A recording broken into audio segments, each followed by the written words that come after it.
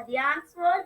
Today my project is a coding of car racing game. Let's start the game.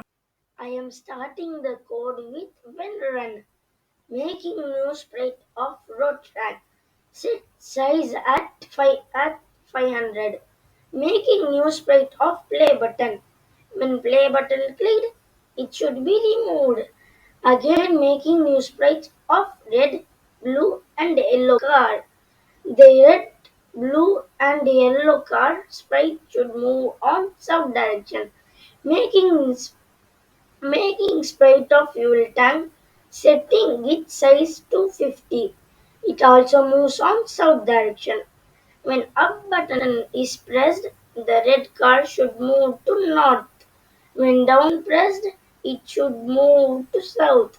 When left means west, right means east. I am going to play now. Run and play. See, all the cars are moving.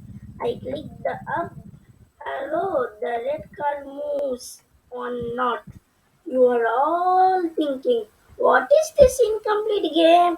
Yes, it is incomplete.